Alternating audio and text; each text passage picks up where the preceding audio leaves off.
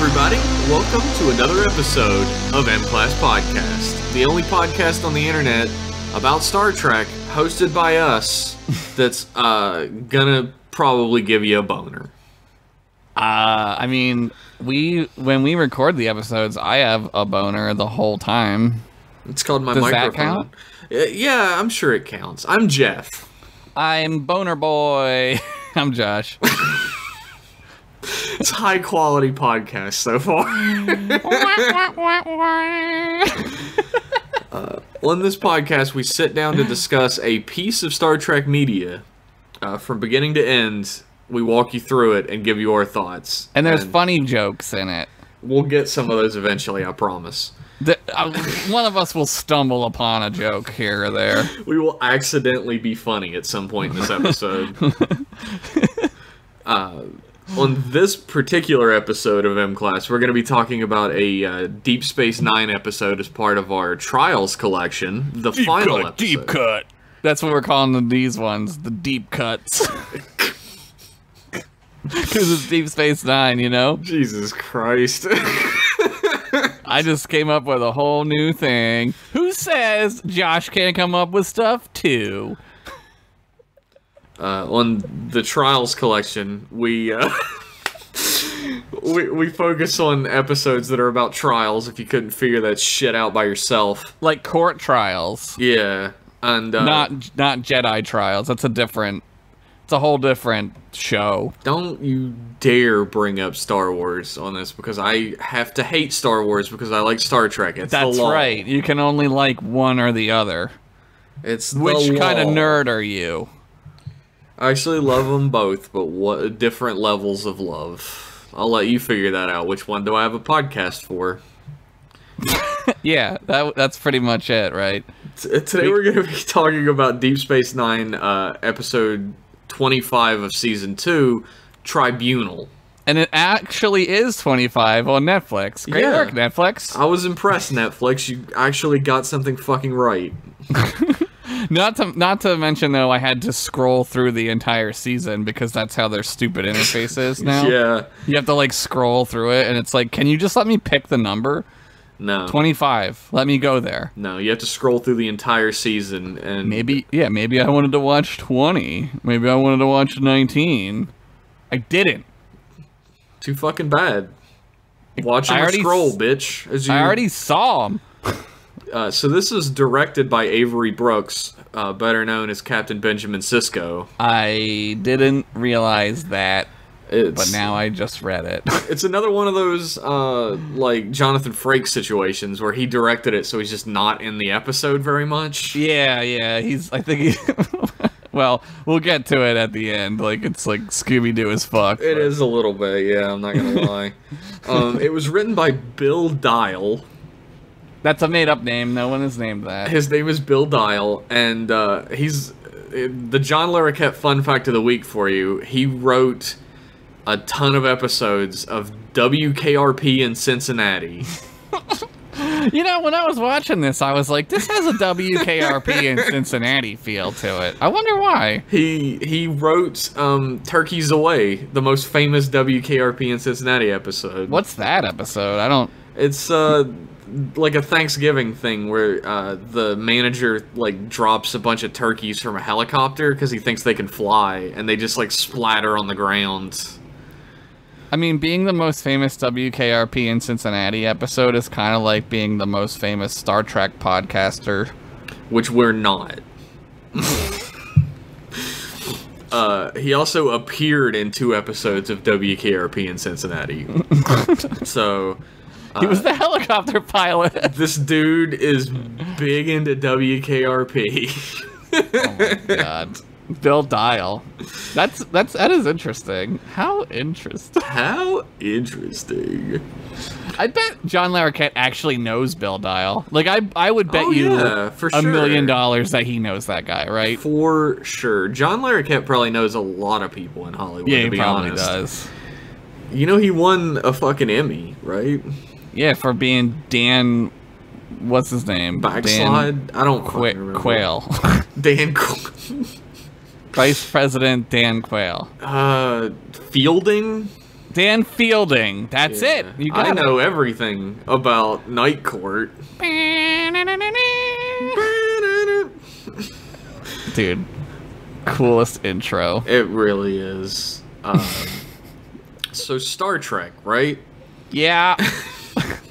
This episode is very heavily focused on Chief Miles O'Brien, who I named my cat after. This is like, is this the first, like, O'Brien episode? I mean, this is the first time he goes to jail. The first O'Brien suffers episode, it might be. I was thinking this was the other one, which is a much better episode than this the one where he's, like, sentenced to, like, life in prison in his brain or whatever. Yeah. I guess that's not really, like, a trial one. No, the trial's over by the time that episode starts. Yeah, the trial is at the end. It's like a Quentin Tarantino situation. It's a little backwards. What are you saying about Quentin Tarantino? It's like a continuity shift, right? Yeah. Like, you don't know where you're you're at. Pulp Fiction. Like a Pulp Fiction. Written by Bill Dial. Bill Dial. He wrote that and Turkeys Away for WKRP. One of them is better. I think it's the Turkeys one. That's like a famous moment in television. Like, it was on, like, TV Guide's top 100 moments in TV or whatever. Jeff, I never heard of it in my life. I'm not gonna lie. For some reason, this is not shocking to me. Like, I mean, I know the show. I don't know why I know of it. So I never watched the show. Because it took place in Cincinnati, and who gives a fuck about that place? Fuck you, Ohio. Cleveland sucks. Cleveland sucks. That's a different city, but really, is it? They're all just like worse Pittsburgh. It's like Pittsburgh, and then there's like Cleveland, which is like shitty Pittsburgh, and then there's Cincinnati, which is like shitty Cleveland. Is Pittsburgh shitty Philly, or is Philly shitty Pittsburgh? No, Pittsburgh is just shitty. I've been. It is there, not so. Philly. Get real. It's fucking Mr. Philly over here. Hey, you talk about Philly? My cousin Mike will have something to say about that when we get hoagies. Oh my god. Anyway, Star Trek. Star Trek Deep Space Nine, episode 25 of season 2, Tribunal. My favorite part is it starts off with just Miles O'Brien and Keiko, and they're gonna fuck on the run. They really are. Well, to begin with, it's like O'Brien's like obsessed with keeping the station running, so they have to like force him to leave. Yeah, they're like, get out of here, asshole! And like, Cisco is avoiding him, which is hilarious to me. So he doesn't. He's like, is he gone? Fuck, thank God. We've all been there, right? Yeah. We've all been on both sides of that, right? Yeah, we've all done that. We've all done that. But yeah, O'Brien and his wife Keiko are gonna fuck on the runabout. And you know, who's gonna stop them? They're in space. I like how runabouts are just rental cars for these people. They're like rental RVs. Like, anytime anybody needs to go on vacation, do they take one of the pieces of equipment from Deep Space Nine with them? They take a runabout. Maybe they like make a new runabout every time somebody has to go away. Fucking, we don't have any runabouts anymore. Like, 6 people are out on vacation, so we fucking ran out. I think there's that joke later in the series about they're named after rivers, right? And like, I think Kira says, "Thank God Earth has a lot of rivers," because they keep blowing up.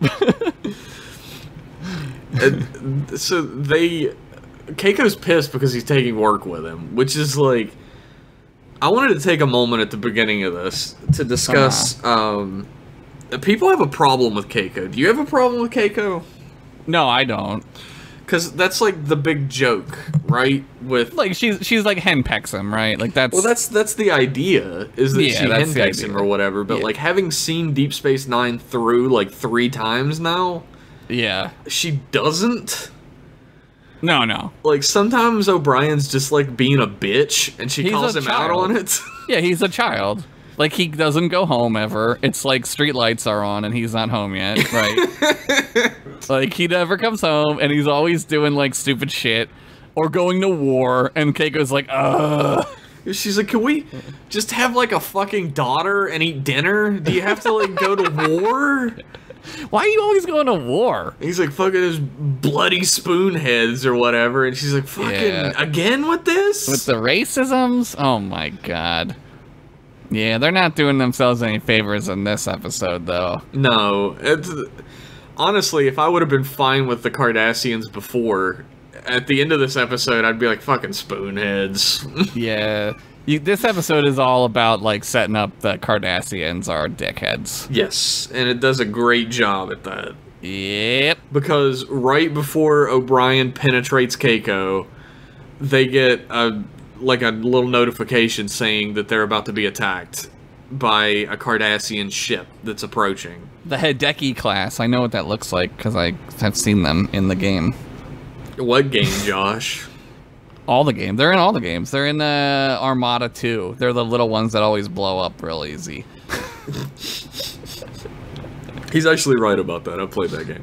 That game rules. It's a pretty fucking dope game. Yeah, it is. But like they get hailed and they answer and the guy is like, "Hey, put your shields down and we're gonna board your ship, or else we're just gonna blow you out of the fucking sky." Yeah, we're gonna blow you up.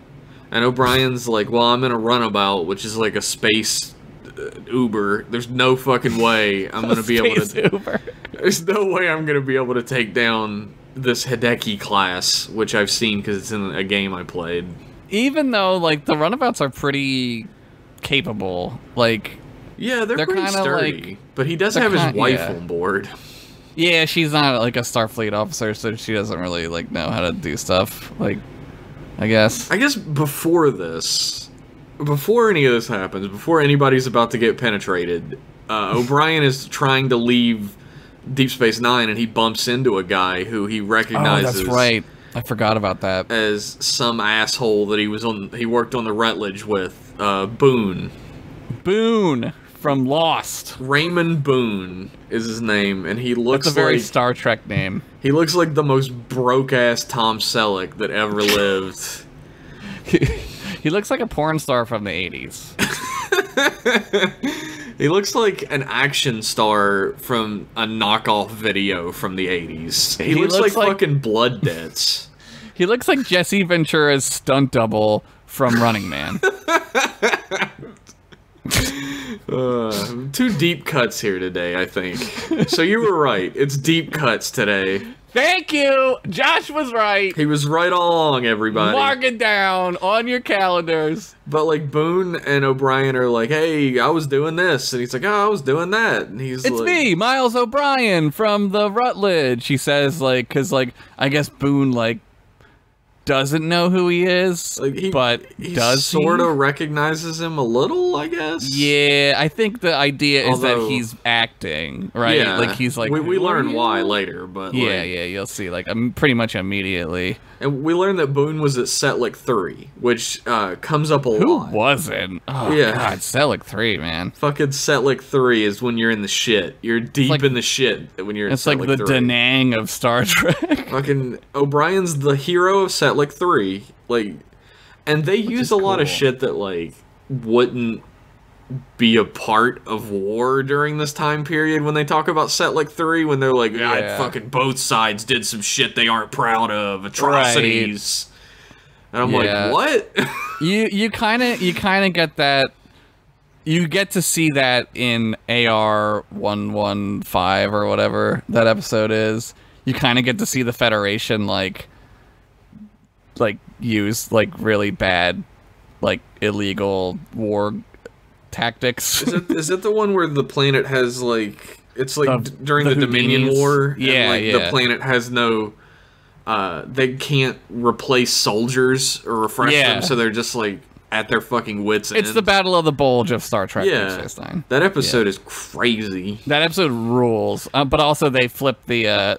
They use the invisible subspace mines against the Jem'Hadar, and like the Federation, like probably. Nah, they probably would frown on that shit. Wouldn't like you to do that, but although it's like pure ingenuity, right? Like you can't fault like an ingenuity, like ingenuity amongst your ranks or whatever. Like there's no rules in war. That's the thing. There's no rules. Yeah, there should be, but I think it proves that that's not the way that shit works. I want to live, goddammit. But they talk about how they were at Setlik 3, and which apparently is like, they talk about the Setlik 3 massacre in this. It's not the Battle of Setlik 3. Yeah. But Boone's like, yeah, that's why I left Starfleet. And O'Brien's like, well, that's why I stayed in, to kill me some spoonheads. I love killing these things. There's reptile weirdos. And we get, like, that standard Star Trek scene where, like, Boone loses his smile and he steps away and it's like, dun, dun, dun. Yeah, he, like, turns and, like, doesn't look at the camera, but he might as well. Pretty much. And he twirls his mustache and he's like, I'm gonna do me some illegal stuff. I love crimes. Crime's my favorite thing. And he steps into a closet, I guess, and he pulls out, like, a Tecmo Bowl game that is like a recorder. It's a fucking, what are they called? Those fucking handheld games. I forget. It's a little, oh my god. It's like the fucking digital football game. Yeah. Oh I forget what it's called, but he's recorded him saying his name on it, and you're like, uh-oh. Yeah. Watergate. Watergate. Uh-oh. Current political situation going on right now in 2018. Uh-oh. Fucking history repeats itself. But, like, we're already talking about how Miles and Keiko were about to totally fuck. And then they get boarded by Cardassians, which would be the beginning of a really great porno, but instead... They just capture O'Brien and they're like, you're gonna be on trial. Yeah, you're guilty. I love the Miranda rights that they read them. I don't know them, but like I when I was watching it, it was like instead of like you have the right to remain silent, it was like you have the right to not. You have the right to remain silent, but knowing that it may incriminate you. Yeah, your silence can be taken as incriminating evidence. Yeah. Which is like now, like this is like the whole point of the episode, right? Is like now we have like a crazy legal system, you know? Yeah, like, well, that's why I chose it for this Trials collection to end it out. It's like we went through episodes where the Federation system of justice was shown to be correct. And then an episode where it fucked itself over for poor Simon Tarsus. Yeah. And this is an episode to show that even though the Federation system of law has its faults, it could be far, far worse. Yeah, the Cardassians are like this is like one of those line in the sand episodes where you're like, okay, so Deep Space Nine is the last fort, right? And everything outside of that toward Cardassia is crazy town. Yeah. Don't go over there. There's a great moment where the Gull is like reading him his rights or whatever, and he's like, well, what did I do? Yeah. And he's like, so are you admitting to your crimes? And he goes, I don't even know what I was accused of. And he said, so you're saying you didn't do your crimes? Yeah. Like, just trying to get him to say shit to implicate himself. Right. Like a cop. He's like a cop. Yeah. Like a real cop in the like real a real world. American cop. Yeah. Because that's the shit that they do. I love the name of their court system, the Cardassian Articles of Jurisprudence. Yeah. It's... It sounds like a what's that band with Perry Farrell? It sounds like one of their songs. Jane's Addiction. Jane's Addiction. Okay, I was like, what? We got there. Or not porno for pyros. Jane's Addiction. There's a difference. They're both terrible, but there is a difference. I was never a Jane's Addiction guy. I never liked them either. I never did. Sorry, listeners, if you like them, get the fuck out, I guess. Sorry, all the Gen Xers who listen to this show. I think we're probably pulling all millennials, to be real honest. Probably. I would be surprised if there's... Well, maybe there could be. I don't know. I imagine we're older than almost all of our audience for the most part. Well, I'm like the first, like, year that there is millennials, right? Yeah. Like, I'm like the second year. I think you're the second, because it's 82, I think. It starts out. Like, I think it's 80, technically.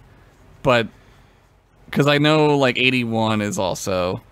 Who the fuck knows? It's just a title that, like, baby boomers made so they can shit on people that are young. Yeah, that's the also entire so they purpose. Can never die. God, I wish. I wish there was, like, a fucking, like, The Event, but it just, like, made all baby boomers stop like existing. a rapture, like a baby boomer rapture. Yeah, they can all go to heaven and we'll stay here on Hell Earth. I'm fine with that. Yeah, that'd be fine. Earth will be better than heaven at that point. Oh, fuck yeah. They will ruin heaven. They will bankrupt heaven and then blame it on the angels. Yep. Which absolutely actually exist. And then Miles is getting captured, right? And he's like, I want to talk to Commander Sisko. Yeah. And the Gull's like, nah. Yeah, they don't, like, you don't get a phone call. So, like, it's setting up, like, because, like, in America, we all know, like, the court procedural television show method, right? Like, you get the bad guy who you think is the bad guy, right? And he says, I want my phone call. And Miles O'Brien's like, I want my phone call. And they're like, you don't get a fucking phone call. This is Cardassia, bitch. He also runs at one of them. He's like, I'm not going anywhere. And then the Cardassian's like, he's resisting. And he's resisting. And then he's like, hits him with his Cardassian nightstick. I don't know what. He shoots him. He just fucking shoots him. With a like phaser. An American cop. And, American cop would have that fucker on 10. He would vaporize him. Oh, for sure. They would just like, fucking tape that shit on 10. There'd just be a piece of duct tape. Taping like it on grandparents' remote. How you have to tape over their remote so they don't push the buttons. Don't push these buttons. They don't mean anything. The fucking, so Keiko's just like, Miles. She's like screaming. It's crazy. And you're like, oh no, who's gonna fuck now? I know. It was like there was gonna be a hot fuck scene. It wasn't gonna early be '90s hot. TV. Like there was gonna be a penis going inside of a vagina on television. Look, I don't want to see Miles O'Brien's dick. Like. I always make a joke when people are talking about the best actors on Deep Space Nine. I always say Keiko's actress is the best because she pretends to be attracted to Cole Meany. Cole Meany is like the most Irish ass guy. Like I'm pretty sure you know how they like put like Chuck Berry songs on that record on the Voyager probe. Yeah. I'm pretty sure they also put a picture of Cole Meany on it to demonstrate what Irish people look like. This is an Irish person. They all look like this. This is what they look like. This guy right here is every Irish person. Josh is probably Irish, and I am mostly Irish, so it's okay if we make fun of our own people. Yeah, I'm a redhead. I can make fun of Irish people. That's how it works. So they just take our pal Miles O'Brien to Cardassia, just straight to Cardassia Prime. Yeah, they tow the space camper. And they just, like, shove him in front of a bright light, and we know what happened last time. There are one light! And they're like, hey, take your clothes off. Yeah, dude, it's fucking trading places when Dan Aykroyd goes to the police station, and they're like, take your clothes off, you little shit! It's not even, it's like creepy as fuck. They're like, remove your clothes. Well, they like violate him. They rip his clothes off and shit. But he starts saying like what you're supposed to do if you're a prisoner of war, right? He just says his name, rank, and he doesn't say his serial number, but whatever. He says I'm a Federation citizen instead. Yeah. And they're just like, remove your clothes. And he's like, no, fuck you. Suck my Irish dick. And then they just like slam him against a wall and like knife his clothes off of him. I thought they just like ripped them off. Like they were just like, the dude literally pulls a knife out and like cuts the clothes off of him. I guess they really had to do that, which is kind of cool. Like an inch closer and it would have just cut his fucking skin. They almost cut his dick off. I don't want to think about Cole Meany's dick. Well, it looks like every Irish person's dick. So fucking huge! Yeah! Big dicks here. We all have big dicks. Don't look. Don't compare and contrast. And I love, like, after they strip him completely fucking naked, they're like, would you care to make a confession? Yeah. What the fuck? I love it. I love it. I love this. I love how hopeless it is. Even though, like, there's hope, because, like, what are they gonna just, like, forget that O'Brien, like, isn't there anymore? You know what I mean? Like, somebody's gonna figure it out, right? I guess, like, technically, it could have been that Cole Meany was leaving the show at this point. You didn't know at this point when you were watching it along. Yeah. Normally, you're like, "Fuck, are they gonna kill him? Is this Cole Meany's last episode?" But I mean, like, in the episode itself, like, I guess the idea is that he's going, like, because everybody who commits a crime is executed, right? Like, nobody goes to, like, jail. So, like, I guess the idea is that it's a race against time to save him from the execution. But, you know, some like they're gonna find out, like, what happened to him. You get that little nugget earlier when they're like, "Oh, we'll make sure your wife gets back to Deep Space Nine." Yeah. Although they could have just killed her, I guess. They probably should have, honestly. Really, everything would have been perfectly fine for the Cardassians if they would have just killed his wife. Well, why don't they implicate her also, right? Like, because she's there. Yeah. But I guess, like, the idea is that, like, the Cardassians are bitter about O'Brien. They're also trying to implicate him because he's Starfleet. She's not. Right. She's just whoever. But they could have just, like, been like, oh, be like an American cop and be like, oh, she resisted arrest, so we shot her. Yeah, at this point, you're just making shit up anyway, so, like, why not? That makes me sad. It's fucking true, though. Like, I just depressed the shit out of myself. It's fucking, that's the way it fucking sucks, that's man. the way it is. That's the shit that they did to me when they like, pulled me over and they, like, accused me of, like, being high, and I wasn't. And they, like, fucking made me sobriety test, and they, like, opened my mouth and shit. Yeah, at least they didn't rip your fucking tooth out like they did to O'Brien. No. That's my cyanide tooth. Fuck, put that back in. I'm gonna need that later. Dead. Yeah, they like shoot a light in his eyeball, and it's not like a normal, like, Loki leans over and puts the eye to the thing, and it's like, boop, and it's fine. Yeah. It's like, it hurts his eyeball real bad, and I'm like, well, that's shitty technology. Yeah, it's probably supposed to hurt, right? Yeah, like, everything that Cardassians do is, like, designed pain, right? Because they're, like, master torturers. Yeah, the Cardassians are, like, the worst. They're, like, space Nazis. Well, you're seeing, like, the 1930s of Germany, right? Like, this is, like, prior to, like, right before Hitler takes over, right before Space Hitler takes over. Hitler, a.k.a. Gold Dukat. Gold Space Hitler. And, like, so you're seeing them, like, kind of fall into the old, like, Cardassia shit, where they're assholes, they're Nazis, they're fascists. Like, you find out, like, the whole reason for the trial isn't to, like, have a trial to prove innocence or guilt. It's to, like, make people see that if you commit crimes, like, you're gonna die. Yeah, it's right? all, like, pomp and circumstance. It's basically like a fucking stage play. Yeah. To reaffirm the nationalism of the Cardassians. Yes. It reminded me of the obsolete man from Twilight Zone. Oh, yeah. Where Burgess Meredith, like, you know, gets accused of owning books or whatever the thing is, and, like, it's a fucking, what do they call that? Like it's a drumhead trial, right? It's a fucking show trial. It's a kangaroo court. Kangaroo court. That's the word I was looking for. A weird scene happens then where Miles O'Brien is completely naked and he just has a long conversation with a lady. And he sucks his own dick in the middle of it, and you're like, what the fuck? He's a big guy. I didn't know he could do that. I was more impressed than freaked out, honestly. By weird scene, you really meant super hot. You know, he has like a giant Irish dick, as we all do. So, yeah, of course it was sexy. Yeah. It was like I was watching myself suck my own dick. And I really wish I could, so... It was mostly jealousy, I think.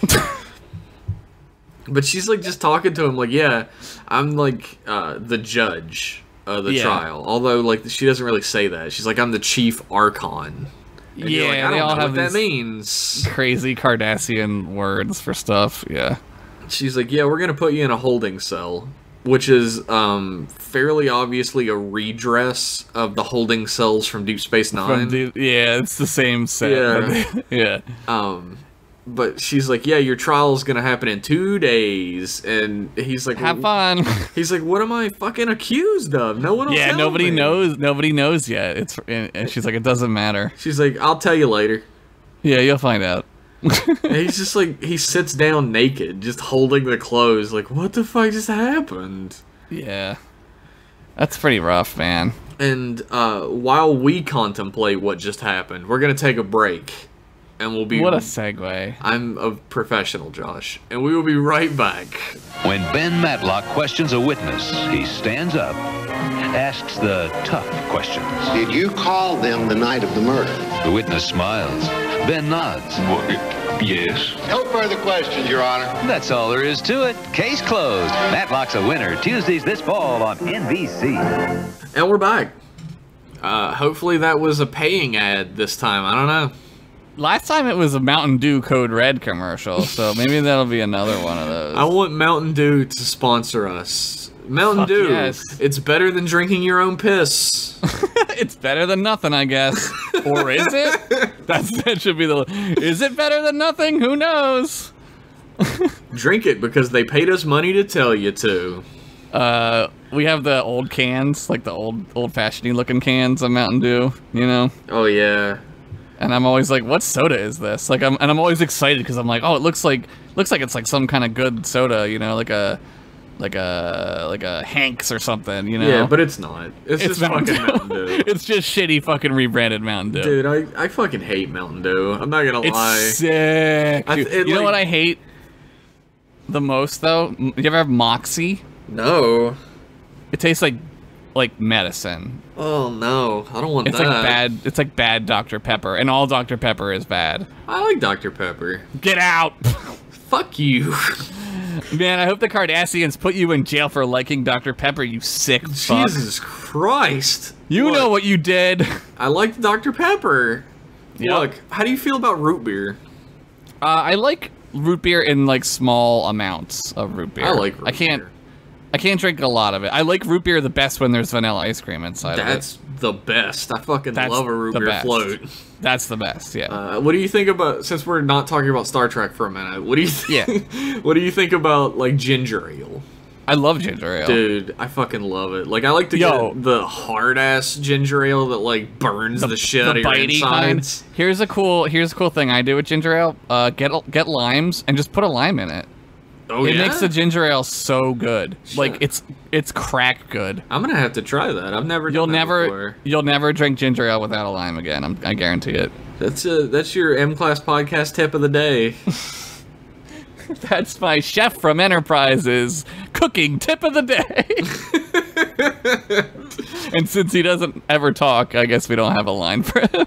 That's your kitchen rat tip of the day from Voyager. Kitchen rat. Get like a clip of Neelix saying, "I'm a useless character." It'll just be him dancing gif. An audio of him dancing. Yeah. Here's what it sounds like. That's like an audio interpretation of that gif. Jesus Christ. I don't like, before somebody writes in and they're like, Jeff, how do you not like Mountain Dew, you fucking sick bastard? It's disgusting. I love it. It's disgusting. But when I was a kid, my grandma thought she was being like the cool relative, because every time I came over, she was like, you can have soda. Yeah. But all she had was Mountain Dew, and at a certain point I was like, you got anything else, Grandma? Yeah. And she was like, no, have a soda. So I drank so much Mountain Dew that I just can't fucking ever drink it again. We were always allowed to have soda, and like I never liked soda. Like I never liked it. The only soda I ever really liked was A-Treat. I don't know if you guys have A-Treat. It was a company around here, and they came in like really tall 22-ounce glass bottles, and they were really good. They had like cream soda. They don't really do that anymore. I still drink a lot of Pepsi. Pepsi's been my favorite drink. I like Pepsi over Coke. I don't drink Coke. I prefer Pepsi. Yeah. I'm wearing a shirt that has the Pepsi logo on it right now. So, Pepsi, if you're listening, I will shill for you. I won't even fucking be I like sarcastic. how this turned into Soda Cast. Yeah. It's this is the Tangent Cast. It's the fucking Jeff and Josh shoot the shit segment. This is the segment. We didn't record one. Yeah, we're talking about soda right now. Get over it. So back aboard Deep Space Nine, Keiko is very upset.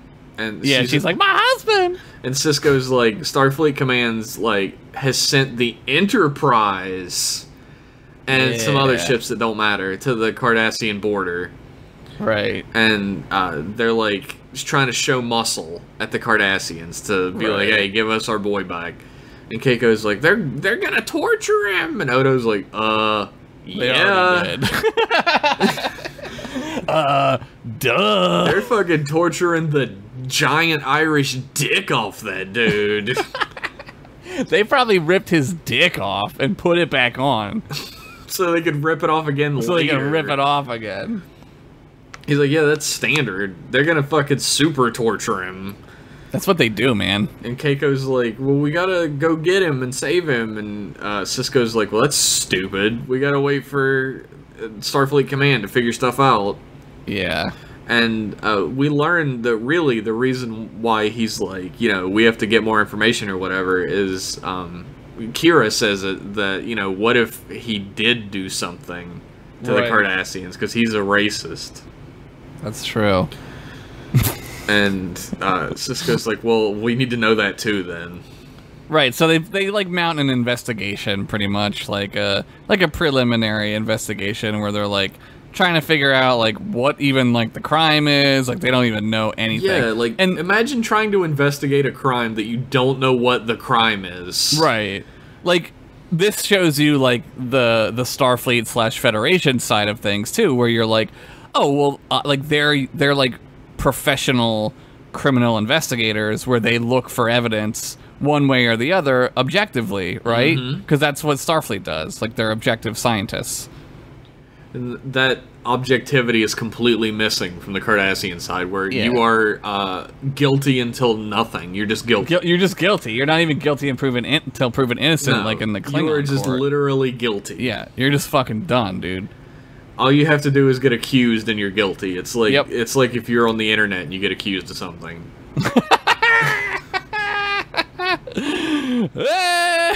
Getting topical, baby.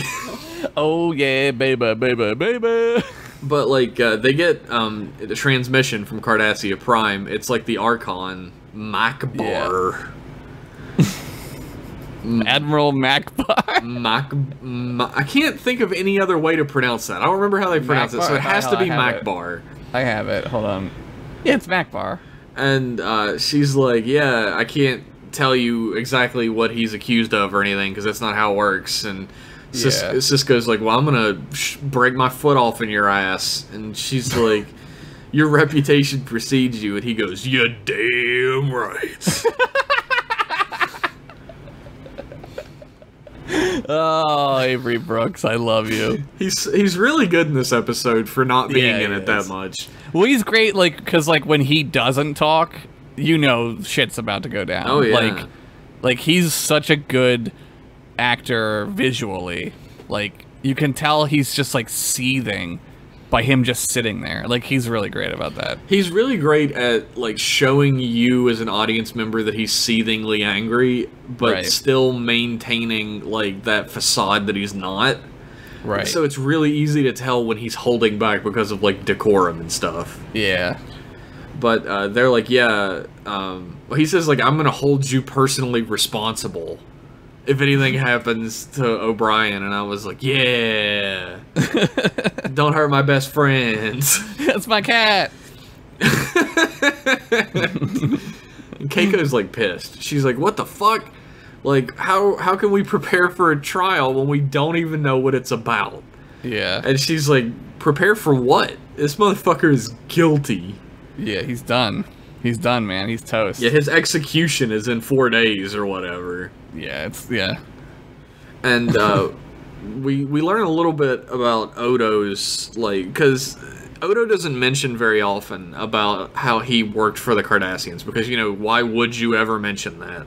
Right. Like, this, I think, is really interesting, this part, because you get, like, you're just about to say, like, you get to hear, like, what Odo did, but also, like, from a show standpoint, like, I feel like this is them writing themselves into a corner later, right? Like, because they have to kind of explain, like, to how him and Kira get along later, because she's a resistance fighter and he's basically it's kind of like swept under the rug a little bit. A little bit. They do a little bit of like a little bit of back and forth about it, and she's like, "Well, I forgive you." Right. And I'm like, there is no way that like a Jewish woman is gonna date like a Nazi overseer. Like a Nazi fucking guard, right? Yeah. Yeah. But yeah, he apparently has been like deputized to like the Cardassian court or whatever, so he can actually become advisor. Nestor, right? They're called Nestors. All these Cardassian terms. Yeah, but I'm not trying to learn no Cardassian bullshit. I'm not trying to get spoony language out here. Oh my god, that's crazy. That's crazy racist. Holy shit. Fucking Mike Barr's like, yeah, okay, fucking whatever, you can come. Yeah. And yeah, she kind of does that. She's like, whatever. And she just hangs up. She's like, look, O'Brien's gonna die in like a week anyway, so it doesn't matter. And Keiko's like, what the fuck? Yeah. And she was like, we were just about to fuck. Mike Barr's like, we believe in swift justice. There's that fucking Cardassian nastiness. Yeah. Oh, I love it. And then she hangs up and she's like, I sure showed them. And then she really didn't hang up, and then Cisco says, you're still on the line, and she goes, ha-oh. It's a good thing you don't write this show, Josh. That would be in, like, the fantasy fiction version of Star Trek.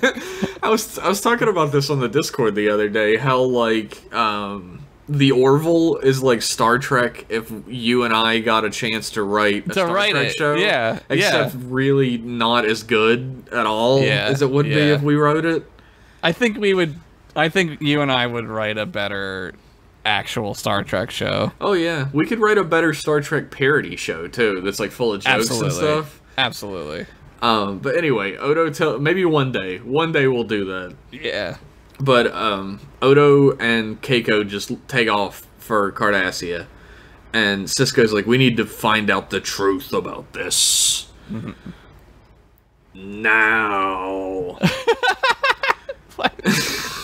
It's weird. He says it like that too. It's weird. And it does like a very fast pan towards his face as he says it. Toward his mouth. No.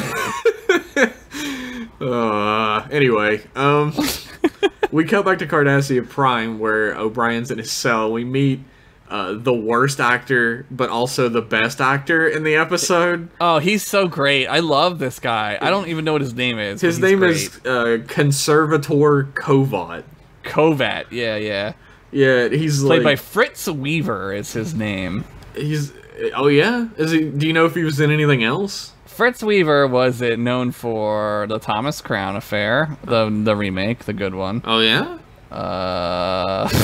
He was in a couple episodes of the X-Files. He was in LA Law. He's not a good actor. He is a very fun actor. Yeah, his villain in this is like such a fun villain. Yeah, he does a lot of yelling, like very over dramatic, like faux Shakespearean yelling.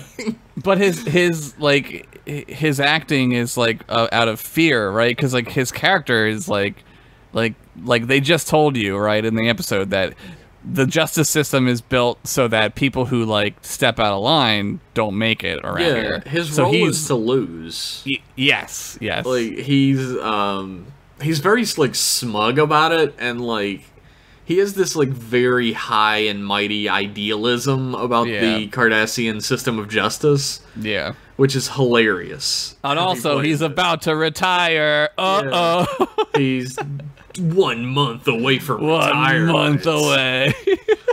And he's like, look, O'Brien's like, what do I need a lawyer for? Like, I've already been sentenced to death. And he's like, you silly, silly fool. Yeah. The role of conservator isn't about helping you. It's about putting on a good show for the people at home so that they can learn, like, like he says, like, confession is good for the soul. Right, it makes people feel nationalistic, right? Like, Yeah.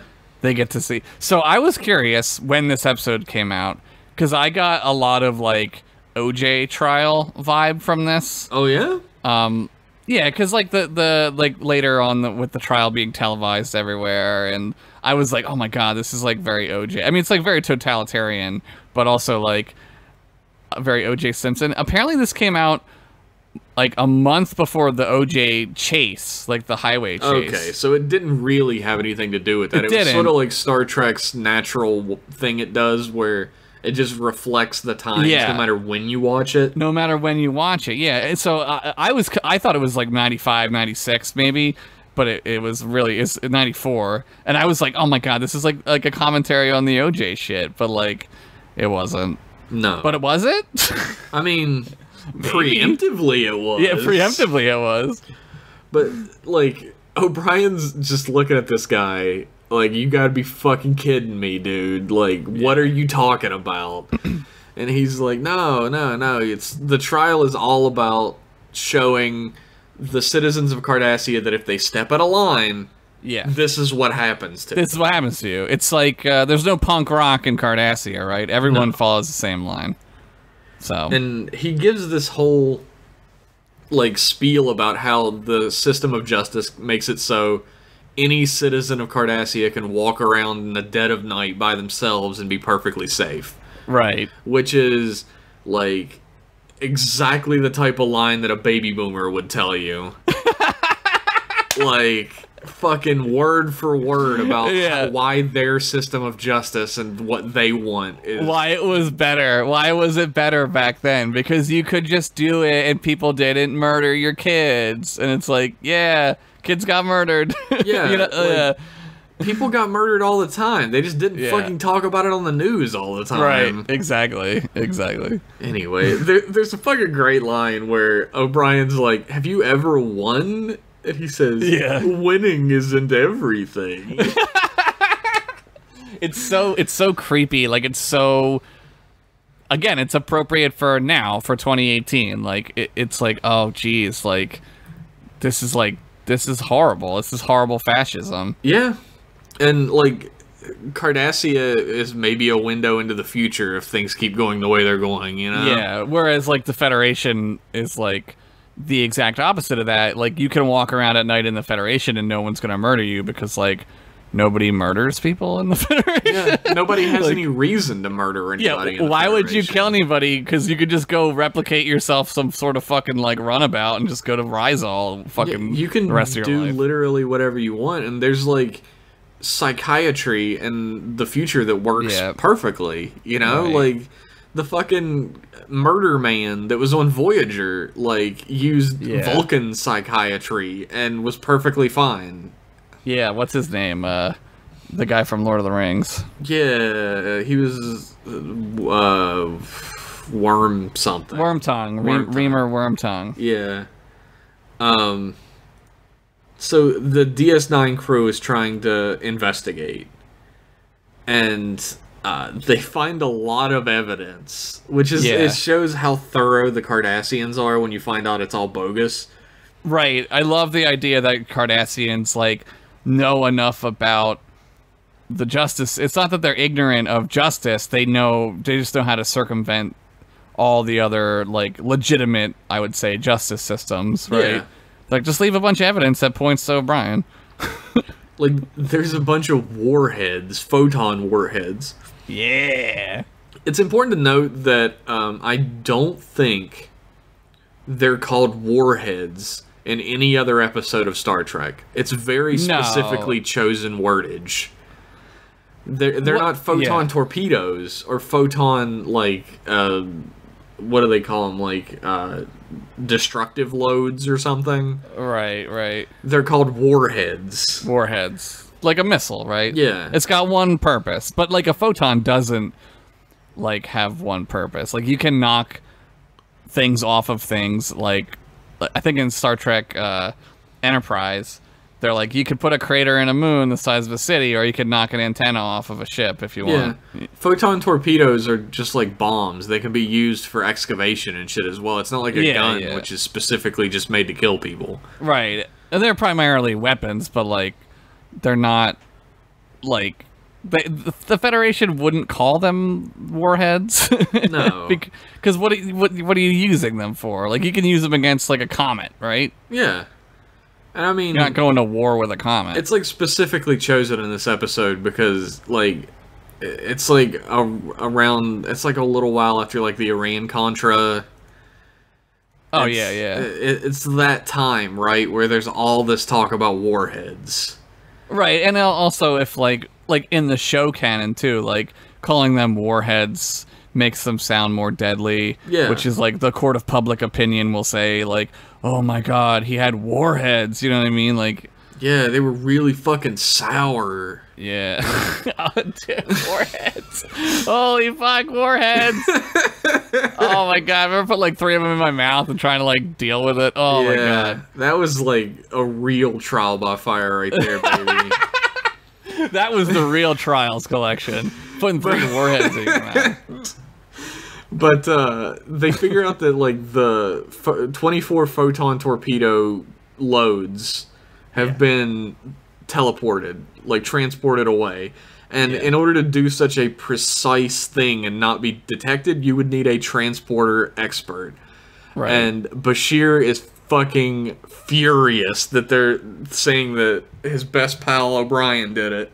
They're not even like super good friends yet. No, but Bashir like he loves it. Like Bashir wants to be super good friends. This is back when O'Brien didn't want anything to do with him. This is right before I think the episode where they go to that planet and like they become really great friends on that planet.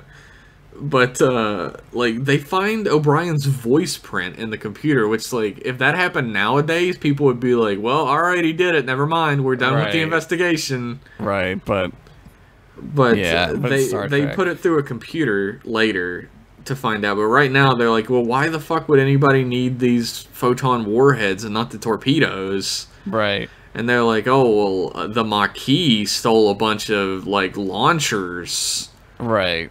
So, but they didn't have warheads. Right, so they think that O'Brien is going to sell them or whatever to the Maquis. I know how much you love the Maquis, Jeff. Yeah, as soon as they got mentioned, I was like, fuck. I kind of like them in this respect, though. Because in this episode, they're a plot device. Like, they're not... It's not about them, right? Like... Yeah, I mean, they're not why the rest of the episode is fine. It doesn't really focus on them too heavily, but... Like, I mean, you see that one guy, but you don't see him, right? He Batmans his way into the office. He really does. Dude, I fucking hate the Maquis so goddamn much. I know you hate them. I don't hate them as much as you. I'm not, like, super keen on the Maquis plot.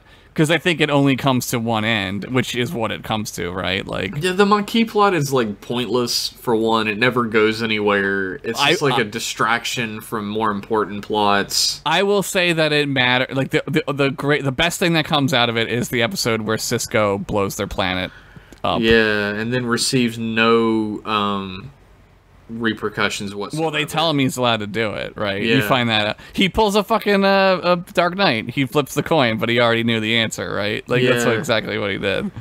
I just hate the Maquis. Like, their entire plight makes absolutely no fucking sense in a future that's post-scarcity. Yeah. It's like, well, you can live anywhere in the universe you want. Well, I'm gonna live on the Cardassian side of the demilitarized zone, and I'm gonna be a fucking dirt farmer. One thing that I think, like, also, for me, and anyway, like, saves the Maquis a little bit, is that, like, they kind of see the war coming, right? They're kind of like the Spanish Revolution. Like, they're getting the brunt of the Cardassian anger toward the Federation. Well, sure. When there's no war. And, like... So they kind of know, like, what's going to happen. It's like, that's kind of interesting to me. It's like the Spanish Revolution if, like, they had the ability to instantly transport and teleport their entire world and life to Wyoming. To a completely safe space at any single second. Yeah. But they choose not to because reasons. I And guess people always point out that it's like, well, it's like the Native Americans and their land it's like or that. whatever. But it's not, because they've been there for 20 years. Yeah, it's not. I guess it's like more. It's actually of a not 20 years. I looked it up. It's 16. They've been there for 16 years. Sweet 16, man.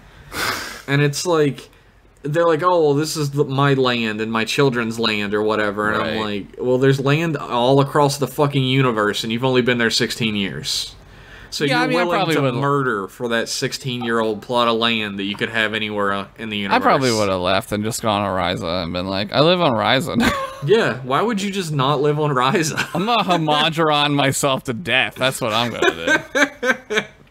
I don't know. I know some people who like the Maquis and everything. I feel like you have to ignore the entirety of the Star Trek setting in order to like the Maquis, though. I don't know.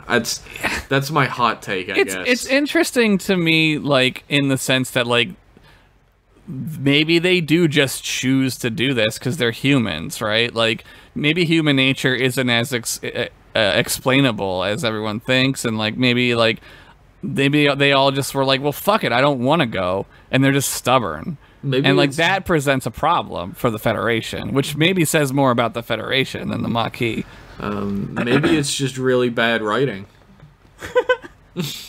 I just don't think they took into consideration... They had this great idea that was, like, super 90s, right? Like, we've got these people who are, like, fighting back. They're not taking it anymore, right? They're, like, fighting for their homes, because... I don't know. We fucking love that. Like, they're fighting for their homes and their land. Right. And somebody in the meeting was like, well, in the Star Trek universe, this makes no sense. And they were like, you're fucking fired.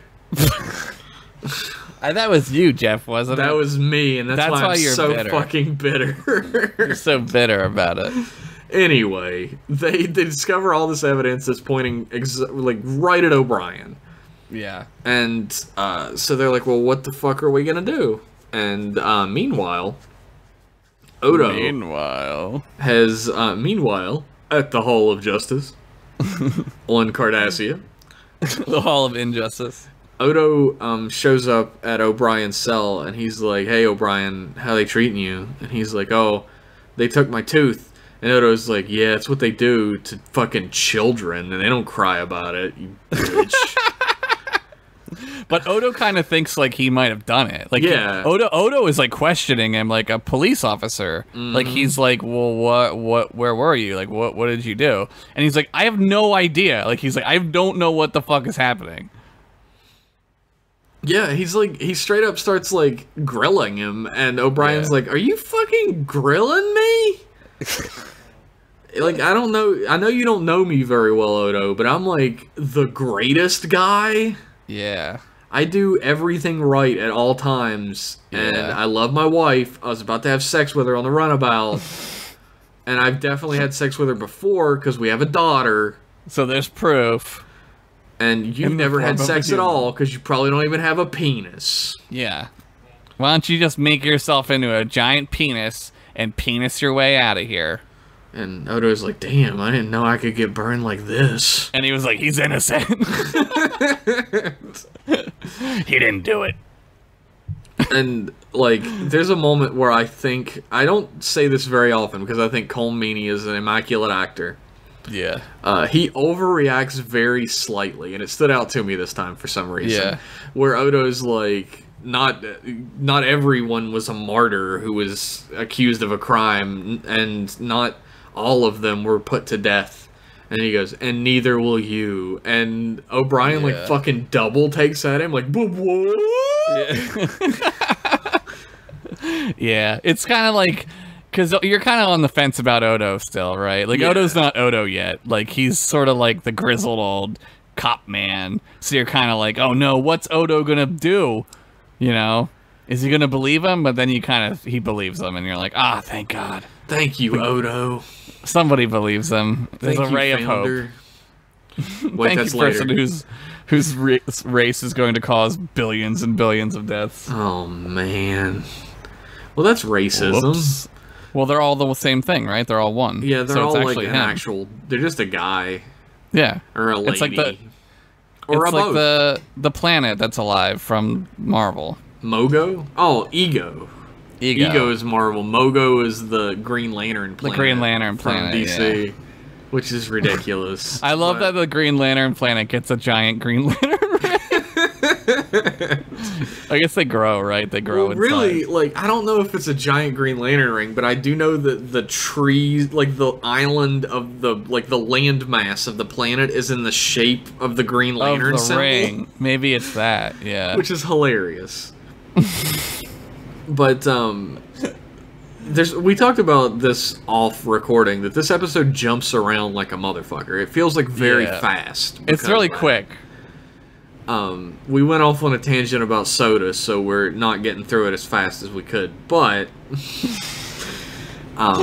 back on Deep Space Nine, Dax has found out that O'Brien's voice that activated the, like, weapons locker where all the warheads were taken from was actually, like, put together piece by piece, like, phonetically through recording. Yeah, like the episode of Futurama where Bender uses the answering machine of Fry to talk to people through the wall and stuff. Yeah. I love you. It's all, yeah. Except it's, like, Star Trek-ified, so it sounds just like him, right? It sounds perfectly fine. Yeah. Which you could probably do now. Like, you could well, they do did that now. with Magil Barrett. They, like, had her... Well, she had to, like, record sounds phonetically. Right. But, and then they just, like, made her voice. Yeah. I'd like to hear that. I've never heard it. I've only heard about it. They probably can't hear it. They probably don't want you to hear that, right? Yeah. 'Cause it's probably weird. You probably have to pay for it. Also, she's super dead, so, like... I'm so sorry. Everyone listening, I don't care that Josh You goddamn fuck. You goddamn fuck. Are you yawning at me? That's right. Be more entertaining, bitch. Oh, here we go with this again. Kira has found, like, a list of Maquis suspects that, like, who was O'Brien delivering the warheads to? Yeah, right? she's kind of like on the side of, like, he did it, right? Yeah. So they find Boone, our old pal Raymond Boone. Old Booney. And Sisko's like, look, bring him in, which they can apparently just do. Yeah, fuck it. Like, they spend half a season trying to find Eddington, but they can just go fucking pick up Boone. Where is he? Is he on the station still or not? I don't think so, no, because he says he'll be back in a month when... well, he's not hiding. Goes. He's not hiding as well as Eddington is. Yeah. Eddington knows. But, Eddington is Jean Valjeaning all over the fucking place. He's Jean Valjeaning in his pants about that fucking book. Jesus Christ. Well, the fucking raider that Chakotay flies is called the Valjean, even. Yeah. Hilarious. It's all connected, folks. But they start the trial, and it's like going out to every Cardassian, I guess, like TV on the world. Yeah, like the Cardassian internet, right? Like it just plays it on the big screen, like Times Square style. Yeah, there's always some Cardassian head on there talking. I guess I would imagine trials. it's always like that, right? Like it's always just like the big brother talking down at you. It's the fucking the ad for Apple, right? It's the there's always somebody talking down to you. Yeah, the big talking head. Yeah. And she's like, all right, is everybody ready to go? And there's a bunch of, like, kids watching, like, just in a like a dais. Yeah. And they keep, like, clicking their knuckles against the... It's really strange. It's a little, like... I don't remember this. Yeah. It happens every time somebody comes in or out. It cuts to, like, 3 people sitting up on, like a bench up on the wall. And there's, maybe because they're, like, brainwashed, right? Like, that's what you do, right? I guess it's, like, their version of clapping, but it's very, like, the twins in... The Shining. Yeah. Come play with us, Miles. Mike Barr's like, all right, you can spare your family and the Federation further humiliation by confessing. And he's like, go fuck yourself. And then he takes a drag of a cigarette, which and then is crazy. the Keiko comes in, and Mike Barr's like, look, you can disassociate yourself from your husband's shame and crimes if you just testify against him. Right. And she says, go fuck yourself. And she takes a drag of the same cigarette. He flicks it out of his mouth with his lower lip, and it lands in her mouth. That's how you know you're married to somebody, if you can do that. Fuck yeah. In case you ever forget who you're married you can to. only know that you're married to them. But, like, they're like, alright, we're gonna start the trial now. And Odo's like, wait just a second. Yeah. And Mike Barr's like, actually, Nestors can't do anything, so fuck you. Yeah, like they're not allowed to object or anything. It's just they're not like allowed to even talk to the judge. It's like crazy. The part I love is when he objects and she's like, you can't object, and then he says, I need to talk to my colleague or whatever. Cobot.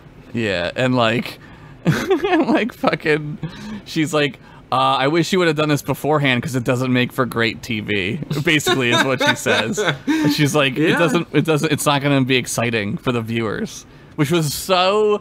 I just was like, that's the part that I was like, oh my god, it's like O.J. Simpson, man. It's like just such like they only care about like the viewers and how it looks and ratings. It's trying to stir up that nationalism. Yeah.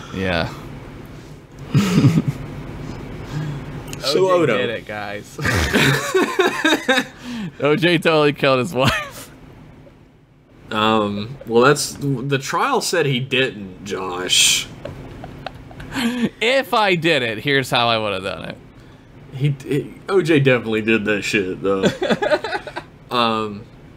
My favorite part is Odo keeps being like, "Hey, like, I want to object. I want to talk about this." And Mike Barr's like, "You can't because you're a Nestor, but I'll let you do it this one time." Yeah, they kind of give him a leash, right? But like I don't know. Like after a while, she's like, "It's already been the longest trial in the history of the court. It's been like a day. Like what trial lasts a day? There's like a parking ticket trial, maybe. Yeah, it's a parking ticket trial where you murder the guy who double parked at the end of it. Like it's like no trial in America lasts a day.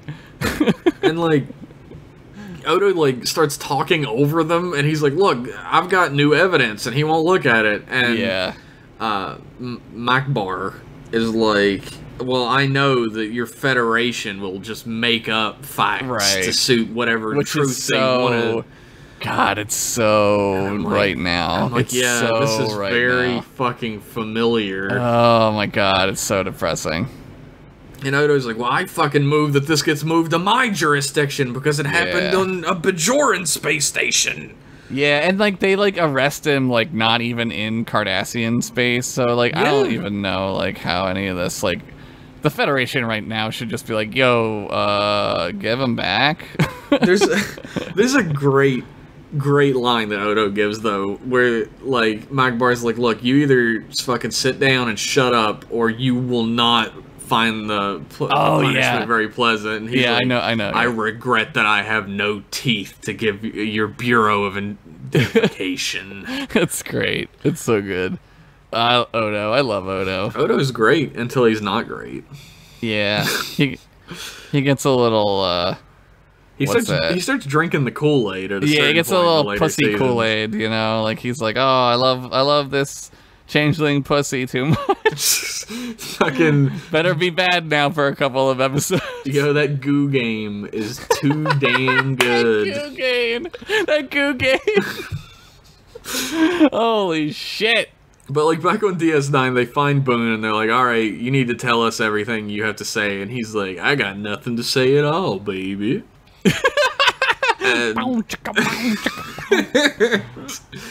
And Kira's like, is it hot in here? Or is it just me? The saxophone from Night Court starts playing.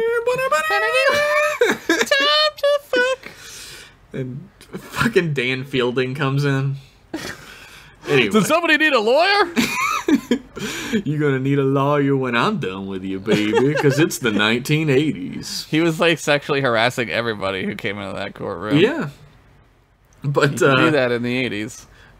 like, it cuts to Bashir for some reason, which would be very confusing for the first-time viewer, I think. Like, what the fuck does he have to do with anything? Yeah, he's not doing anything right now. And he can't get the lights in his office on, which also, for the first-time viewer, I think would be like, what the fuck does this have to do with anything? Classic Bashir. And Batman shows up, and he's like... Maquis Batman. And he's like, look, this guy's not a Maquis. Yeah. And Bashir's like, well, who is he then? And he's like, I don't know. Yeah. Bye. And he leaves. Yeah. And the lights come back on when he leaves. When he leaves, he's a fucking ghost. He's a fucking ghost. Oh, the lights came back on. And I think it's time to take our second break of the evening. Oh shit, yeah. And we'll be back with more M-Class goodness after these messages, probably from Mountain Dew. Yahoo! Mountain Dew! Oh, beautiful Sal was a stone-hearted gal, refusing to bill or to coo. But Clem was right smart, he appealed to her heart with that gal getting good old Mountain Dew.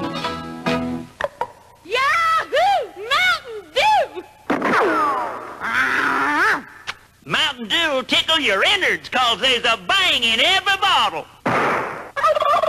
At the county turkey shoot, 'cause Luke warn't worth a hoot, he was hopeless till he finally took the cue.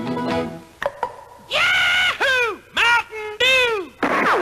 Now he shoots off the cup, gets more than enough after nipping at that good old Mountain Dew.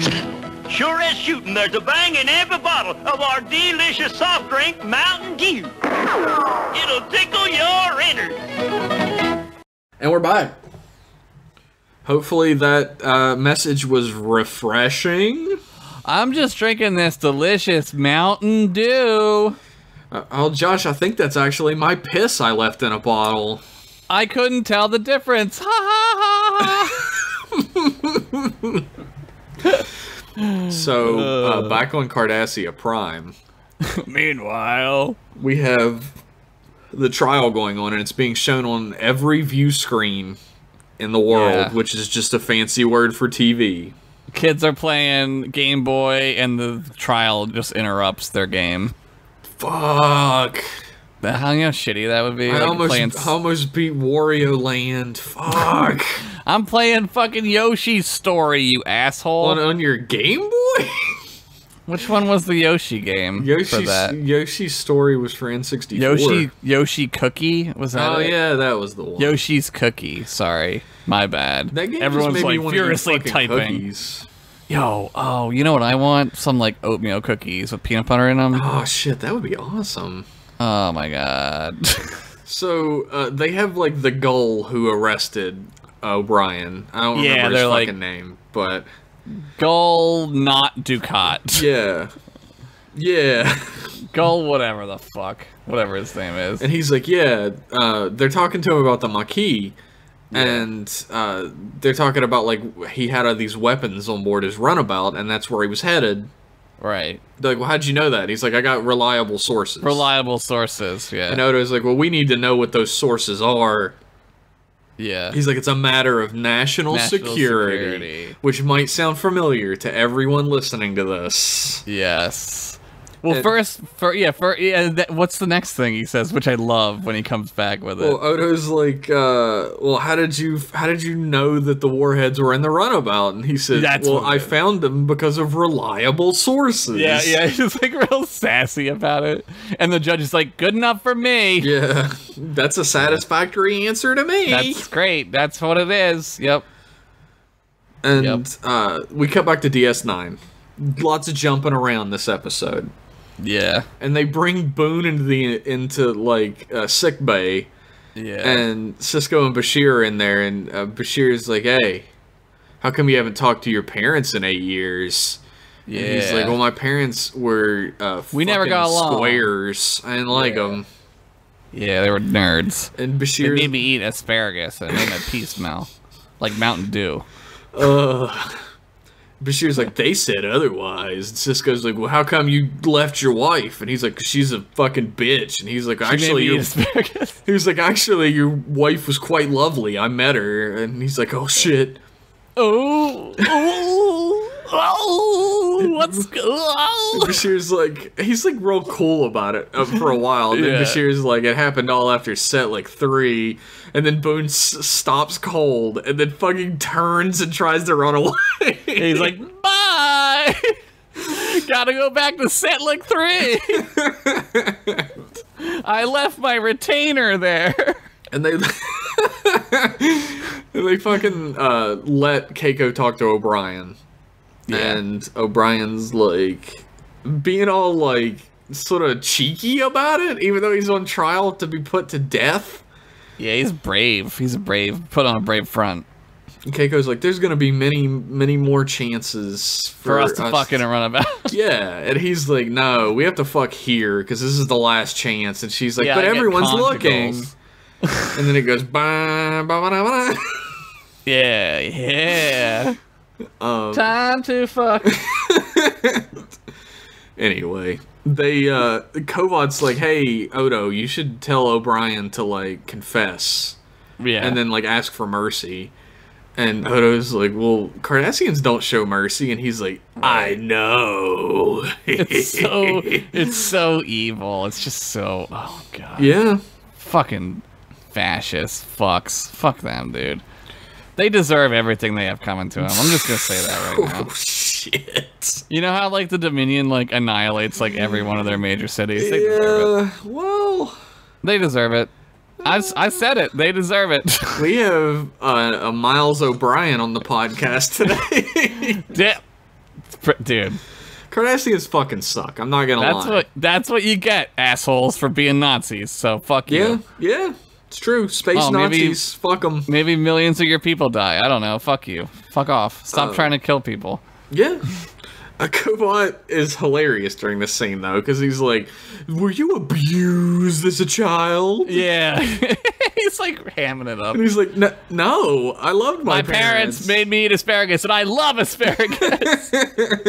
And he's like, did your wife beat you? Yeah, I thought that was really interesting. Like that, like he went with like a spousal abuse route. Yeah. And I thought that was really interesting. Even for like, I mean, like this is like 90s as fuck, right? But, yeah. like, you don't get that now, where like you don't people get that think, now. like Yeah. the woman can abuse the man. Yeah. It was very interesting.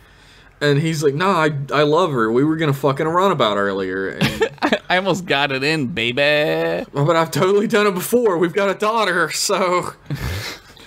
But he's like, look, just tell me why you became a disgusting criminal.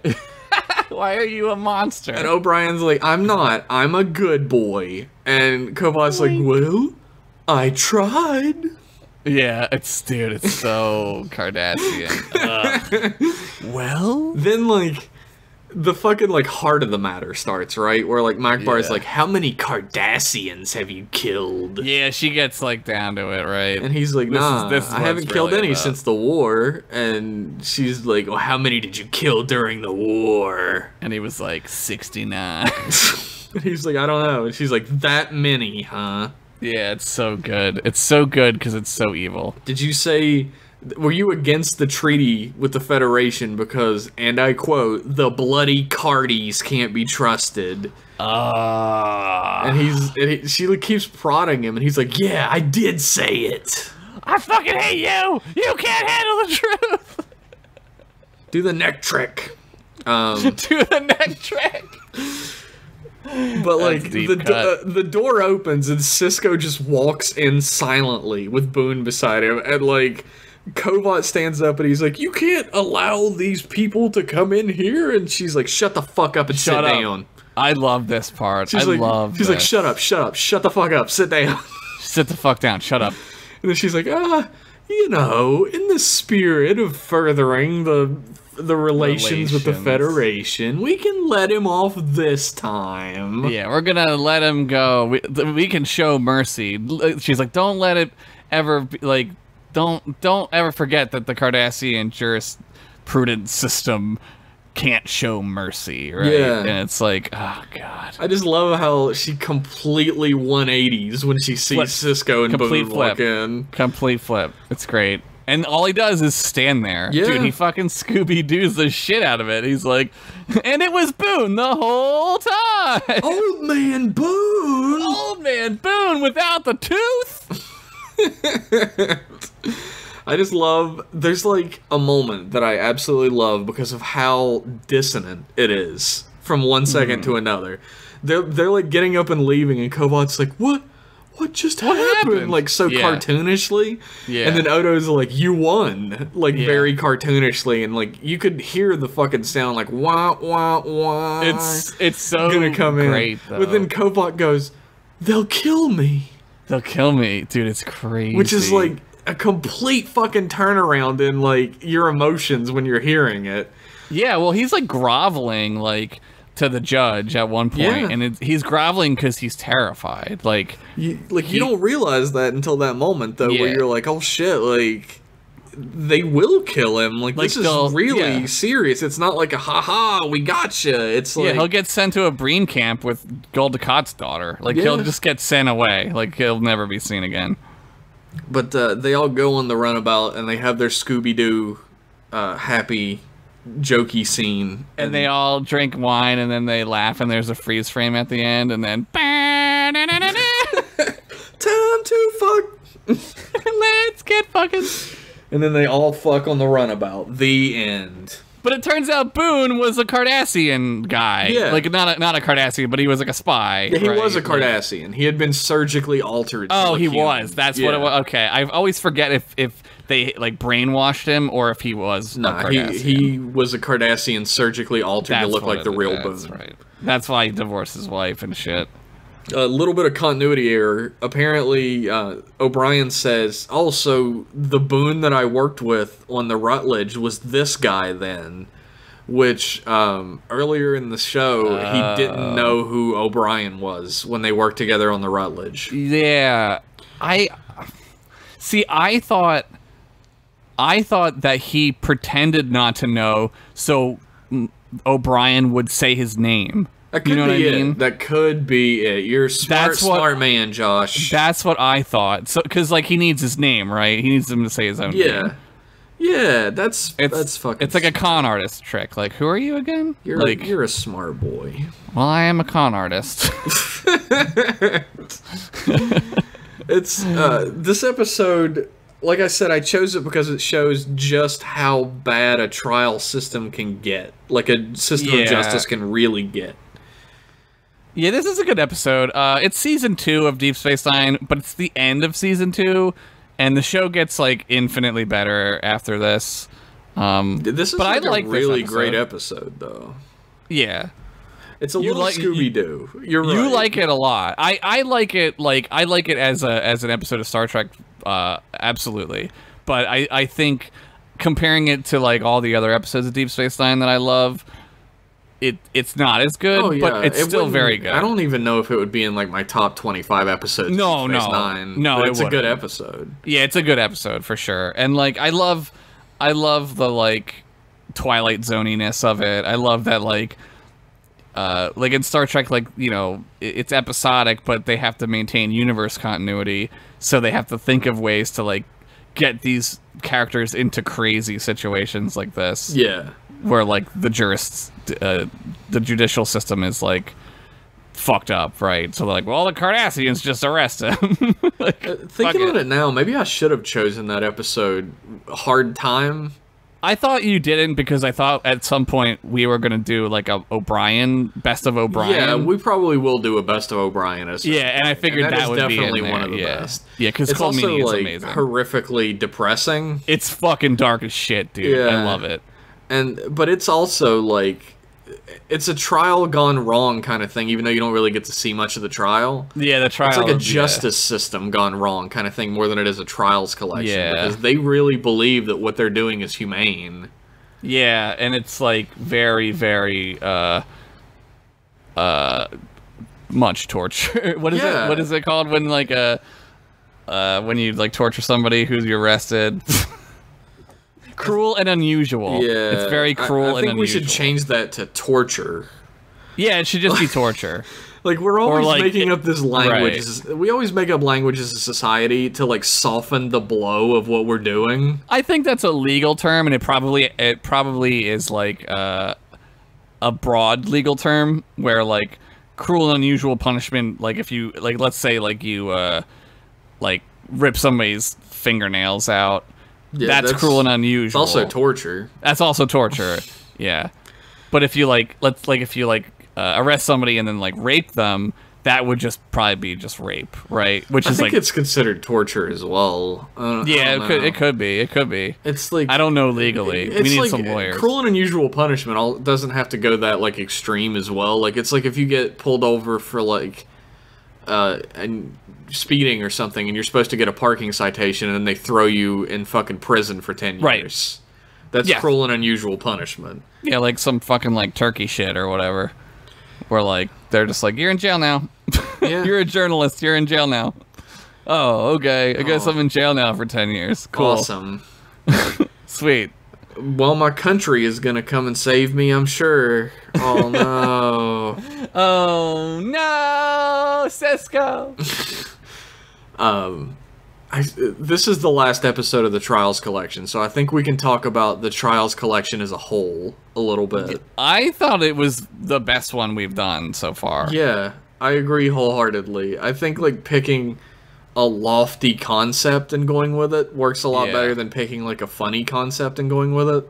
You mean like the Satan's Collection? Yeah, well, we're definitely gonna do the Satan's Collection at some point.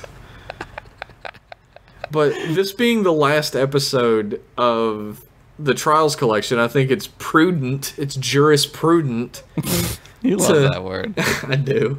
To mention that if you're a patron of ours, you can do that at patreon.com/mclasspodcast. You can actually suggest collection ideas to us. Yes, please do that. It helps a lot, and Yes, I it want does. to hear your good ideas and take them for my own. And give you no credit. No, we will give you credit if you actually choose the Absolutely. collection. We do. Absolutely. You can also suggest us Jeff and Josh shoot the shit topics, Please do that also. which we really, really need because, like, focusing our talk to one topic is very difficult for us. Yeah, we always have like about an hour or half hour to an hour like of us talking to each other about whatever before the show. But we just ramble on about stuff and we don't really have like any idea what we're doing. Yeah, just in life in general, I think we have no Yeah. idea what the fuck we're doing. I'm like a so- rudderless ship in the foggy midnight of the world. I don't know where I'm going. I am tied to that ship by a rope, just skidding along the water behind it. Oh, I So- thought you were like the thing in the front with the boobs. What is that called? Ship head? Ship's boobs? Mermaid titty? Yeah, the mermaid titty thing. Yeah. What is that called? Masthead? Masthead. There it is. Yeah. Thank you. Sure, That's I'll nice be the fucking mermaid titty. I'm fine with that. Mermaid titty. The Trials Collection was a lot of fun, but I feel like it was also very educational if you ever wondered what our political ideals were. Yeah, I mean, obviously, like, there's very, like all Star Trek, there's always something in the episodes that relates to modern day, whatever modern day that is. Like, that's why it's timeless. It's a timeless show. I mean, there are a lot of episodes of TOS that you could watch today. They were made in the 60s, Yeah. and they're just as relevant now as they were then. Absolutely. And there's a ton of 90s episodes that are still relevant now because there were just so many episodes made. Yeah. But I can't watch Star Trek without thinking about the modern day and the world around us and what's happening in it. Yeah, Especially, that's part of the fun for me, especially. Like, I don't think I would want to watch a show that I couldn't relate to the modern world. it's a little impossible to make something that you couldn't relate to the modern world in some way. Like, you're entirely built by your experiences, you know? Right. Everything has a metaphor built into it, whether you mean for it to or not. Right. I'm trying to think of like instances where that happened, especially in science fiction. Maybe The Matrix. The Maybe. Matrix is about stuff we struggle with every day, like living in a computer. I mean, it makes sense. Like, especially now, it makes a lot of sense because like Wachowskis are transgendered. Yeah. So really, I guess it was really about that in a lot of ways, right? Like It you could look be, at it in a you're whole new trapped lens. in the false world. Right, that's a false world that you're trapped in. And like Neo knew that there was something wrong with the world he was in from the beginning. Right. He just couldn't figure out what. Yeah, I mean, also it's very punk rock. Like, Oh, yeah. The Matrix is very like fuck the system, right? Literally, fuck the Fuck 'em. system. Yeah, system failure. It's like it's a sort of an idea. It's like institutionalism in general. Yeah, but it just wasn't done in that way before that, right? Yeah. Like I feel like the Matrix really opened up like the dam broke with that, where like now it's like just a thing where people are like ex machina, right? Like, well, what happens if we invent a robot? You know what I mean? Like a AI. But before that's one of my favorite types of story, though. Like the valley between human and robot. Like, we make a machine. Like, does the machine have a soul, or do we not? Dude, have a soul? we should watch Ex Machina. It's so good. I've actually not seen it. It's on Netflix right now. It's so good. It fucked me up. I was like, I'll have to watch it. This fucks my shit up. I'll take this moment to shill something I always shill on my other podcast, Rider Club Radio. If you like Tokusatsu, go listen to it. But I'll shill that, and then I'll shill. There's a manga called Pluto. Yeah. And it's about it's actually like a retelling of an Astro Boy story. Yeah. But it's from the point of view of a robot detective. Okay. And it's basically about like that exact topic, like robots, the idea of like having a soul, right? The worth of like is it real life to be a robot? Right. And it's what also is a soul? Yeah. It's also about like the robots seem more human than the humans in it because of how like vicious and hateful the humans are. That's that game. That's that Detroit whatever game. Is like that. Well, the Detroit Become Human. Like a lot of people like that game, and like I know some fans of M-Class like that game. I haven't played it, so I can't really weigh in on it. But there is a lot of backlash about how tone deaf it is with its like depiction of racism against robots being one-to-one equated with racism against non-white people. Right. But I think Pluto handles it very, very well. It's also just a now, really... Jeff, is that one of those books I have to read backwards? Yeah, you do have to read it from right to left. I'm sorry, Josh. Here in America, Jeff, I read my books by setting them on the table and not reading them because reading is stupid.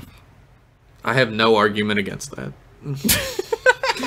The Pluto is like a detective story as well. Like, it's like a noir. Yeah, it's like the robot detective is trying to find a machine that's murdering robots, but also people.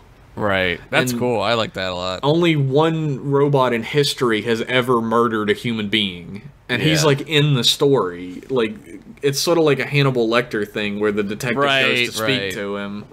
Why did you do it? Yeah. And like you get some insight into why that robot did it. It's not like a secret that like is hidden throughout the story. Like, oh, Hannibal Lecter's just crazy. That's why he did it. Yeah, right. Like this robot has a genuine reason for what he did, and it's like great to see it unfold too. But I highly recommend that story. That's awesome. I wanna read it. It's on the internet for free if you go look for it. For free? Yeah. Yeah, it's called Pluto. Like, if you look up Pluto manga, if you look up Pluto, you'll get the planet and the dog. But if you look up Pluto manga... when I look up Pluto, I get Pluto Nash. That's unfortunate. I'm trying to find the name of that show on Netflix about the FBI guy and the serial killer. It sounds a lot like that, too. I don't know that one. Did you watch Altered Carbon? No, I didn't. Nick did, and he said it was good. Yeah, I like that show. Yeah, I didn't watch it yet. It seems like a thing I need to like get into, and like you do have to get into it. Like you gotta devote a little bit of time to it. It's a fun. It's fun. Also, it has a lot of titties in it, so. So it's super fun. Yeah, so it's at least triple fun. What is the name of that, dude? I'm like so unprepared for all these things. There's another show on Netflix. This fucking stupid thing keeps playing. I think it's called like Kiss Me First or something. And it's kind of like The Matrix, where like these kids go into like a like an MMO world, kind of like Ready Player One, or like but a like it's dot hack. Yes, yeah. But it's like it's really like indie filmish, where like you kind of don't know what's happening all the time. That's cool. It's really neat. I think it's called Kiss Me First. I believe. I'm looking it up. Well, while he looks that up, I want to talk a little bit more about the Trials collection, because we're saying bye-bye to the Trials collection. It's called Kiss Me First. I was right. Kiss Me First. Okay.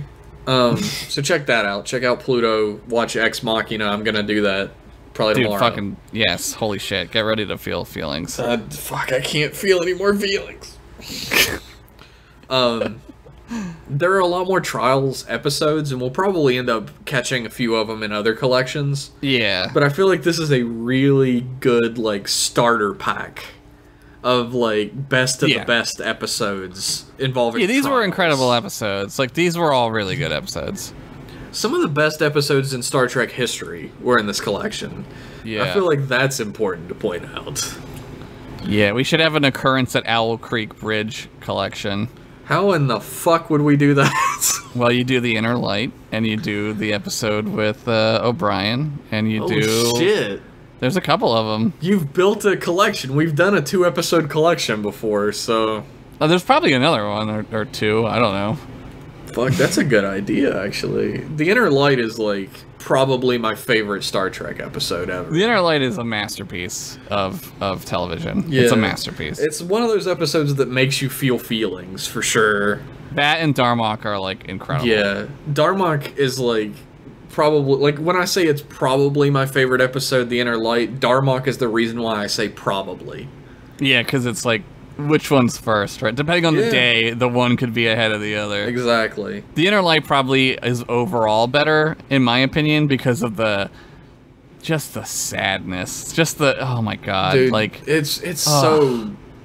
It's, like, hard to watch in places. It's brutal. Like, when they're all wearing, like, the hats and the sun is dying. Yeah. Oh, Dude, man. A friend of mine put together, like, just a playlist on Spotify of, like, music that she likes.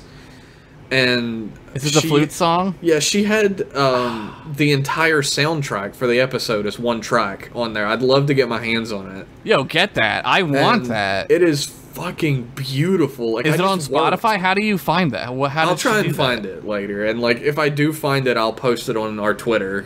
Yeah, fuck yeah. Which is at mclasspodcast, by the way. And it is absolutely beautiful. Like, I just worked for, like, hours to that one day. It was amazing. That's awesome. Dude, I did that with Skyrim soundtrack. It's like 4 hours long. Yeah, so you can get everything you need done. Yeah, it's like half the day. I'm like, hey, I'm cool. The Trials collection is over. Hey, I'm cool. I'm listening to Skyrim again. It's gone forever. We'll miss it. It's much better than the worst episodes collection for sure.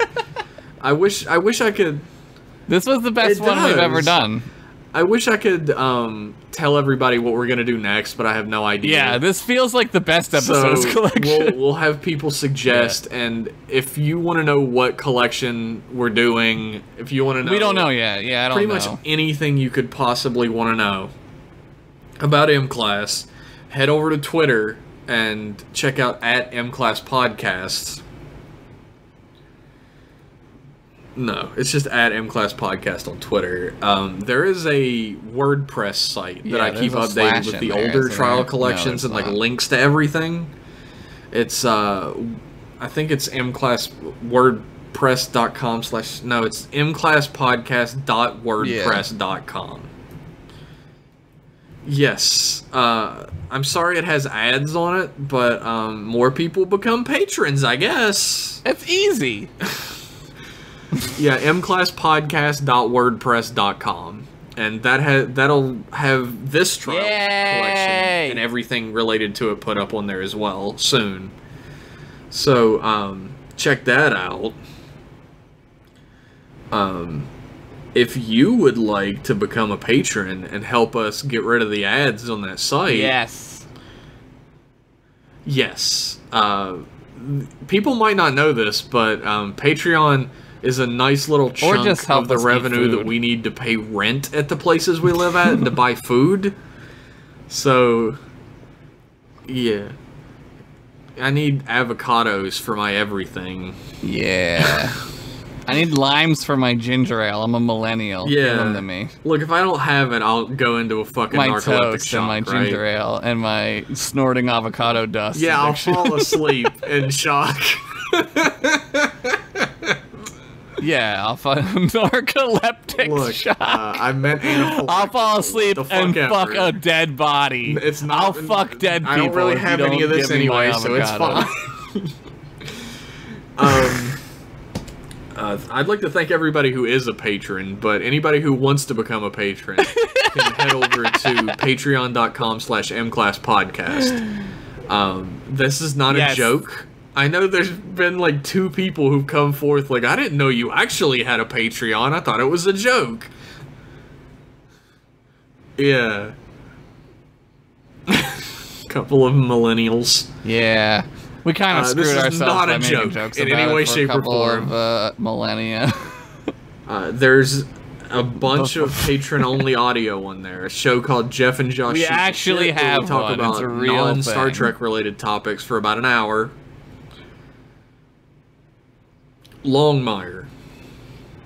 We talked about nerds. I don't remember what we talked about. And then before that, we talked about Star Wars. Longmire, the second greatest show. I forget what the first one we did was. Yeah, that's right. Nerds. Avocado toast. We did. It's very specific. I've never had that, so I guess we'll have a lot. Next one's gonna be about avocados. I don't like avocados that much.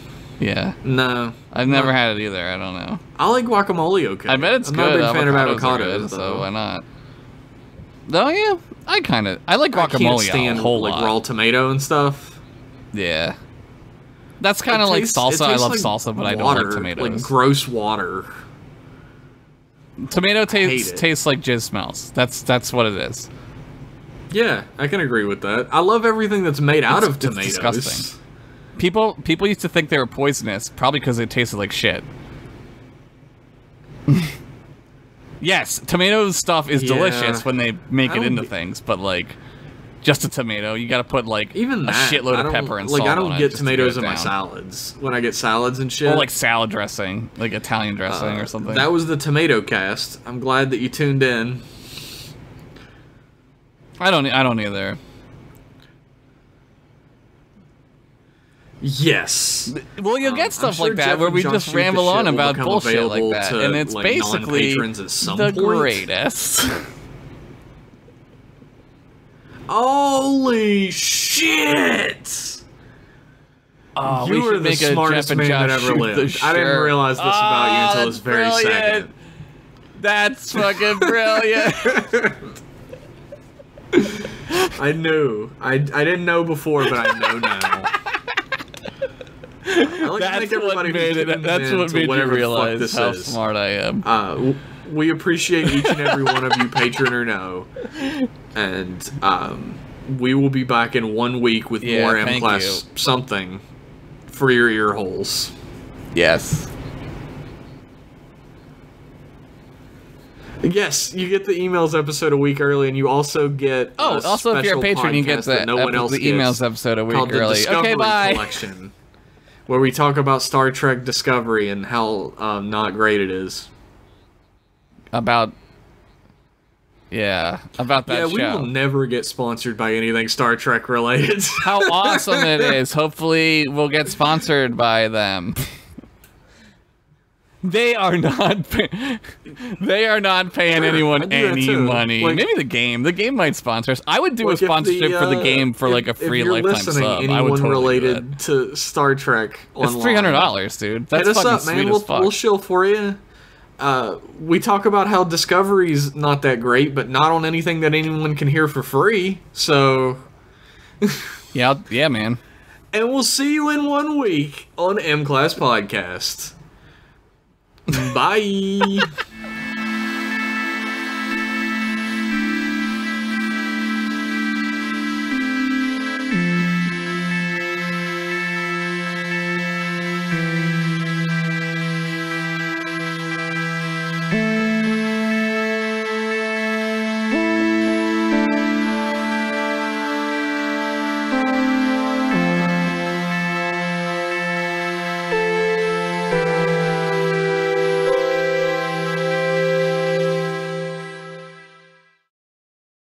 drink Sluggo Cola, the slimiest cola in the galaxy.